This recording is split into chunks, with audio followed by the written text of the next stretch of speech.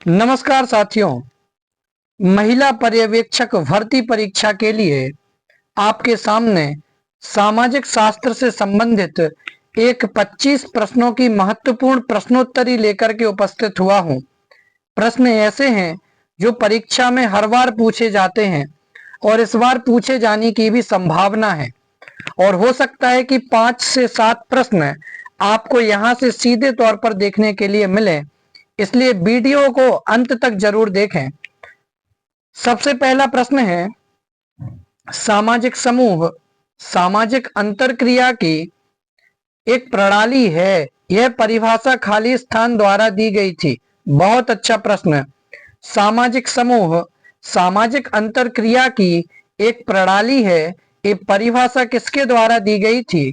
Option 1 H.M. Johnson के द्वारा, option 2 martial Jones के द्वारा, ऑप्शन 3 वोगार्ड्स के द्वारा और ऑप्शन 4 सिमेल के द्वारा।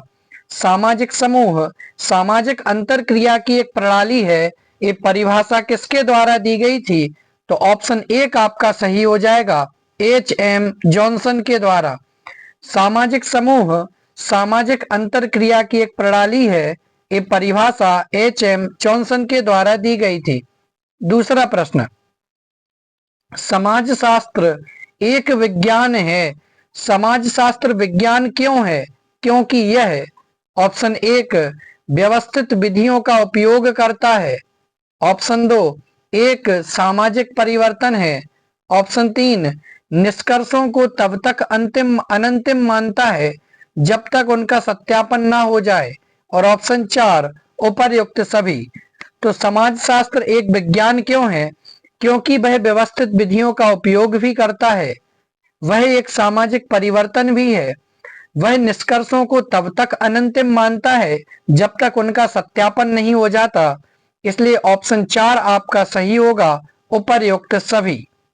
उपर्युक्त सभी कारणों से समाजशास्त्र एक विज्ञान माना जाता है। तीसरा प्रश्न, समाज के लिए भाषा महत्वपूर्ण है क्योंकि? समाज के लिए भाषा महत्वपूर्ण क्यों है? क्योंकि ऑप्शन 1 यह सामाजिक संपर्क को आसान बनाती है, ऑप्शन 2 इसने मनुष्य को असभ्य मनुष्य उठाकर नेक मनुष्य बनाया है, ऑप्शन 3 यह समाज का एक आविष्कार है, और ऑप्शन 4 यह मनुष्य की अभिव्यक्ति की आवश्यकता को सरलता से संतुष्ट करती है। बोलिए, समाज के लिए भाषा क्यों महत्वपूर्ण है? तो ऑप्शन 1 आपका सही हो जाएगा, क्योंकि भाषा सामाजिक संपर्क आसान बनाती है। भाषा सामाजिक संपर्क आसान बनाती है, इसी कारण से समाज के लिए भाषा अत्यंत महत्वपूर्ण है। चौथा प्रश्न देखते हैं, जब एक समाज के सामाजिक लक्षण दूसरे समाज में तेजी से आते हैं तो इस प्रक्रिया को क्या कहा जाता है? जब एक समाज के सामाजिक लक्षण दूसरे समाज में तेजी से आते हैं तो इस प्रक्रिया को क्या कहा जाता है? ऑप्शन 1 आत्मसातकरण या स्वांगीकरण, ऑप्शन 2 विसरण, ऑप्शन 3 अनेकवाद या बहुलवाद, और ऑप्शन 4 मूल्यांकन। तो जब एक समाज के सामाजिक लक्षण दूसरे समाज में जाते हैं तेजी से तो इस प्रक्रिया को आत्मसातकरण या स्वांगीकरण कहा जाता है। क्या कहा जाता है? आत्मसातकरण या स्वांगीकरण कहा जाता है। आगे बढ़ते हैं, बहुत अच्छा प्रश्न था। अगला प्रश्न अत्यंत महत्वपूर्ण, समाजशास्त्र में भूमिका की अवधारणा का अर्थ किससे है? समाजशास्त्र में भूमिका की अवधारणा का अर्थ किससे है? ऑप्शन 1 व्यक्ति का पद या स्थिति संबंधी पहलू, ऑप्शन 2 व्यक्ति का स्थितिक पहलू, ऑप्शन 3 हैसियत का व्यवहारिक संबंधी घटक, और ऑप्शन 4 व्यवहार का मानकीय पहलू। तो समाजशास्त्र में भूमिका की अवधारणा का अर्थ किससे है? तो ऑप्शन नंबर 3 आपका सही हो जाएगा कि भूमिका की अवधारणा का अर्थ है हैसियत का व्यवहार संबंधी घटक। किससे है? हैसियत के व्यवहार संबंधी घटक से है। छठवां प्रश्न और अत्यंत महत्वपूर्ण प्रश्न है, देखिए, द सोशियोलॉजिकल इमेजिनेशन नामक पुस्तक कौन सी पुस्तक? द सोशियोलॉजिकल इमेजिनेशन नामक पुस्तक खाली स्थान ने लिखी है। तो द सोशियोलॉजिकल इमेजिनेशन नामक पुस्तक किसने लिखी है? ऑप्शन 1 पार्सन्स ने, ऑप्शन 2 ब्रेयर ने, ऑप्शन 3 एलियट ने और ऑप्शन 4 राइट मिल्स ने। तो द सोशियोलॉजिकल इमेजिनेशन नामक पुस्तक किसने लिखी है? तो ऑप्शन नंबर 4 आपका सही हो जाएगा, राइट मिल्स ने। बहुत ही महत्वपूर्ण प्रश्न है, 3 स्टार। द सोशियोलॉजिकल इमेजिनेशन नामक पुस्तक किसने लिखी है? तो राइट आंसर होगा आपका राइट मिल्स ने लिखी है। चलिए आगे बढ़ते हैं, 7वां प्रश्न। सामाजिक समूह कार्य में क्षेत्र कार्य, सामाजिक समूह कार्य में क्षेत्र कार्य खाली स्थान अर्जित करने में सहयोग करता है। सामाजिक समूह कार्य में क्षेत्र कार्य क्या अर्जित करने में सहयोग करता है? ऑप्शन 1 ज्ञान, ऑप्शन 2 कौशल, ऑप्शन 3 रवैया और ऑप्शन 4 उपर्युक्त सभी। सामाजिक समूह कार्य में क्षेत्र कार्य क्या अर्जित करने में सहयोग करता है? तो देखिए, ज्ञान अर्जित करने में सहयोग करता है, कौशल अर्जित करने में सहयोग करता है, रवैया अर्जित करने में सहयोग करता है। ऑप्शन नंबर 4 आपका सही हो जाएगा, उपर्युक्त सभी। सामाजिक समूह कार्य में क्षेत्र कार्य उपर्युक्त सभी चीजें अर्जित करने में सहयोग करता है। 8वां प्रश्न है, समाजशास्त्र खाली स्थान का अध्ययन है। तो समाजशास्त्र किसका अध्ययन है? ये भी अच्छा प्रश्न है। समाजशास्त्र किसका अध्ययन है? ऑप्शन 1 सामाजिक राजनीतिक संस्थाओं का, ऑप्शन 2 राजनैतिक तंत्र का, ऑप्शन 3 मानव व्यवहार का और ऑप्शन 4 समाज का। तो समाजशास्त्र किसका अध्ययन है? तो जाहिर सी बात है कि समाजशास्त्र समाज का अध्ययन है। ऑप्शन नंबर 4 आपका सही हो जाएगा। आगे बढ़ते हैं, 9वां प्रश्न देखते हैं। सामाजिक सुरक्षा में शामिल नहीं है। सामाजिक सुरक्षा में क्या शामिल नहीं है? ऑप्शन 1 खाद्य आर्थिक सहायताएं, ऑप्शन 2 लोक निर्माण परियोजनाएं, ऑप्शन 3 संपूरक आहार और ऑप्शन 4 दान। सामाजिक सुरक्षा में क्या शामिल नहीं है? तो ऑप्शन नंबर 4 आपका सही हो जाएगा, दान। दान सामाजिक सुरक्षा में शामिल नहीं है। 10वां प्रश्न देखते हैं। समाजशास्त्री समूह शब्द को खाली स्थान के रूप में वर्णित करते हैं। बहुत अच्छा प्रश्न है। समाजशास्त्री समूह शब्द को किसके रूप में वर्णित करते हैं? तो देखिए, ऑप्शन नंबर 1 लोगों के संकलन के रूप में, ऑप्शन 2 अंतःक्रिया के संगठित पैटर्न में संलग्न लोगों के रूप में, ऑप्शन 3 किसी स्थान पर अंतरक्रिया कर रहे लोगों के रूप में और ऑप्शन 4 किसी सभा या सम्मेलन में भाग लेने के रूप में। बोलिए, तो समाजशास्त्री समूह शब्द को किसके रूप में वर्णित करते हैं? तो ऑप्शन नंबर 2 आपका सही हो जाएगा कि लोगों के अंतरक्रिया के संगठित पैटर्न में संलग्न लोगों के लिए समाजशास्त्री समूह शब्द को वर्णित करते हैं। चलिए आगे बढ़ते हैं, 11वां प्रश्न देखते हैं। सामाजिक अधिकारों में शामिल नहीं होंगे। सामाजिक अधिकारों में कौन शामिल नहीं होगा? ऑप्शन 1 बच्चे, ऑप्शन 2 श्रमिक या मजदूर, ऑप्शन 3 महिलाओं के अधिकार और ऑप्शन 4 राजनीतिक तबके का संरक्षण। तो सामाजिक अधिकारों में क्या शामिल नहीं होंगे? तो ऑप्शन नंबर 4 आपका सही हो जाएगा, राजनैतिक तबके का संरक्षण। सामाजिक अधिकारों में राजनैतिक तबके का संरक्षण शामिल नहीं होगा। चलिए 12वां प्रश्न है कि मनुष्य एक सामाजिक प्राणी है। मनुष्य एक सामाजिक प्राणी है, ये किसने किससे कहा था? बहुत अच्छा प्रश्न। मनुष्य एक सामाजिक प्राणी है, ये किसने किससे कहा था? किसने कहा था? ऑप्शन 1 कोम्टे ने, ऑप्शन 2 अरस्तु ने, ऑप्शन 3 प्लेटो ने और ऑप्शन 4 कार्ल मार्क्स ने। बोलिए, मनुष्य एक सामाजिक प्राणी है, ये किसने कहा था? तो ऑप्शन नंबर 2 आपका सही हो जाएगा, अरस्तु ने। मनुष्य एक सामाजिक प्राणी है, यह अरस्तु ने कहा था। बहुत ही अच्छा प्रश्न है। 13वां प्रश्न देखते हैं कि किस सामाजिक दार्शनिक ने समाज शास्त्र को सामाजिक भौतिकी कहा था। बहुत अच्छा प्रश्न। किस सामाजिक दार्शनिक ने समाज शास्त्र को सामाजिक भौतिकी कहा था।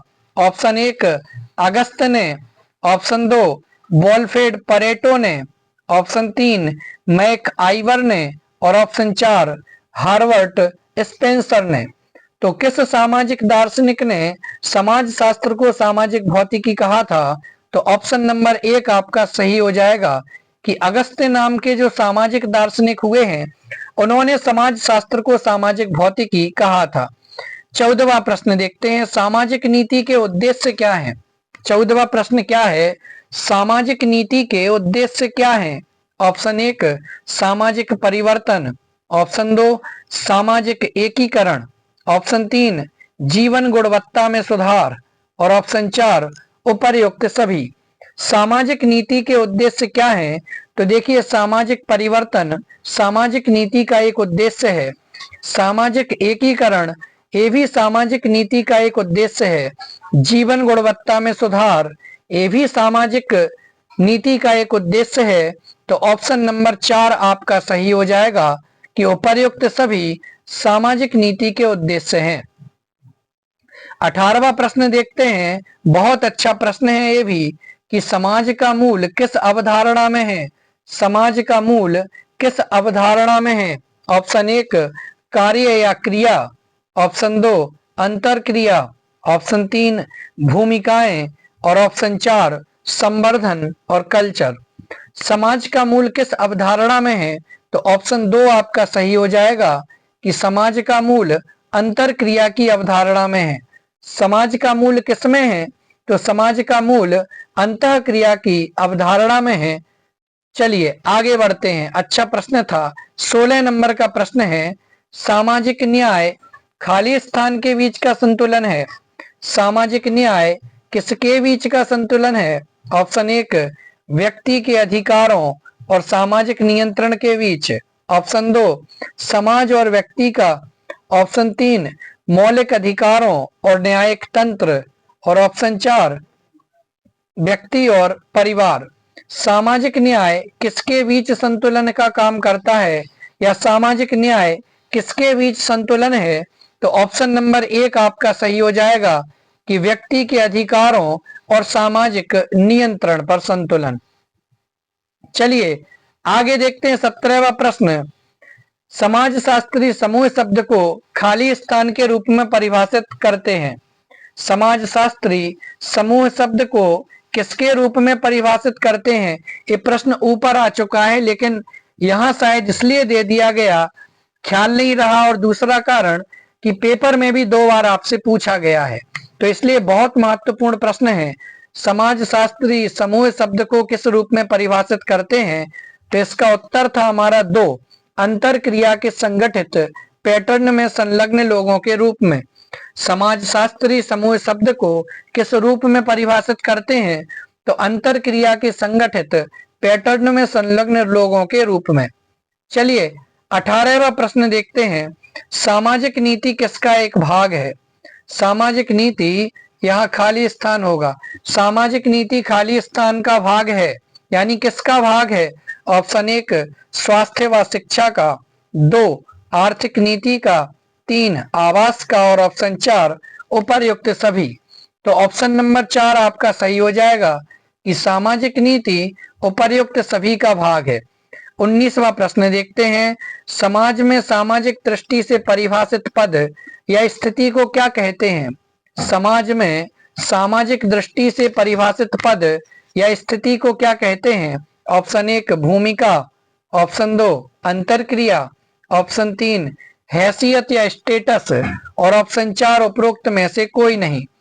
तो समाज में सामाजिक दृष्टि से परिभाषित पद या स्थिति को हैसियत कहते हैं। ऑप्शन नंबर 3 आपका सही हो जाएगा। क्या कहते हैं, हैसियत या स्टेटस कहते हैं। 20 नंबर का प्रश्न देखते हैं कि शिक्षा मनुष्य में पहले से विद्यमान परिपूर्णता का प्रकटीकरण है, ये खाली स्थान ने कहा था। शिक्षा मनुष्य में पहले से विद्यमान परिपूर्णता का प्रकटीकरण है, ये किसने कहा था? ऑप्शन 1 एम के गांधी ने, ऑप्शन 2 आर एन टैगोर ने, ऑप्शन 3 स्वामी विवेकानंद ने और ऑप्शन 4 अब्राहम लिंकन ने। शिक्षा मनुष्य में पहले से विद्यमान परिपूर्णता का प्रकटीकरण है, ये विवेकानंद ने कहा था। ऑप्शन 3 यह स्वामी विवेकानंद जी ने कहा था कि शिक्षा मनुष्य में पहले से विद्यमान परिपूर्णता का प्रकटीकरण है। चलिए 21वां प्रश्न देखते हैं। स्वस्थ शरीर में स्वस्थ मन की रचना। बहुत अच्छा प्रश्न। स्वस्थ शरीर में स्वस्थ मन की रचना ये किसने कहा है? ऑप्शन 1 एम के गांधी ने, ऑप्शन 2 जी एस थॉमसन ने, ऑप्शन 3 अरस्तु ने और ऑप्शन 4 प्लेटो ने। स्वस्थ शरीर में स्वस्थ मन की रचना ये किसने कहा है? तो ऑप्शन नंबर 3 आपका सही हो जाएगा, अरस्तु ने। स्वस्थ शरीर में स्वस्थ मन की रचना ये किसने कहा है? तो अरस्तु ने कहा है। 22वां प्रश्न देखते हैं। बहुत अच्छा प्रश्न है। समाज शास्त्र के जनक कौन थे? समाज शास्त्र के जनक कौन थे? Option 1 Comte, option 2 Durkheim, option 3 Spencer और ऑप्शन 4 कुली। तो समाज शास्त्र के जनक कौन हैं? तो ऑप्शन नंबर 1 आपका सही हो जाएगा कि कॉम्टे। समाज शास्त्र के जनक कौन हैं? तो कॉम्टे हैं। चलिए 23वां प्रश्न देखते हैं। समाज शास्त्र में भूमिका की अवधारणा का अर्थ किससे है? समाज शास्त्र में भूमिका की अवधारणा का अर्थ किससे है?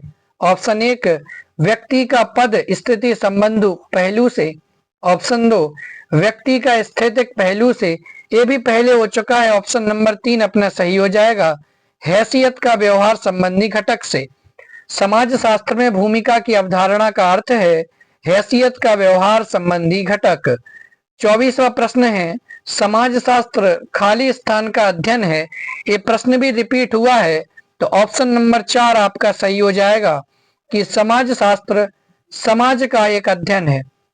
25 नंबर का प्रश्न देखते हैं। समाज शास्त्र एक विज्ञान है, क्यों है? क्योंकि यह व्यवस्थित विधियों का परिवर्तन भी करता है, एक सामाजिक परिवर्तन है, बिल्कुल सही है, और निष्कर्षों को तब तक अनंतिम मानता है जब तक उनका सत्यापन नहीं हो जाए, इसलिए ऑप्शन 4 आपका सही होगा, उपर्युक्त सभी। उपर्युक्त सभी कारण से समाज शास्त्र को एक विज्ञान माना जाता है। इस प्रकार से अभी हमने 25 प्रश्न आपके सामने रखे जो कि समाज शास्त्र के प्रश्न हैं और महिला पर्यवेक्षक के आगे के सभी परीक्षा पेपर के लिए महत्वपूर्ण है। आप सभी इन प्रश्नों का अभ्यास निश्चित तौर पर करें।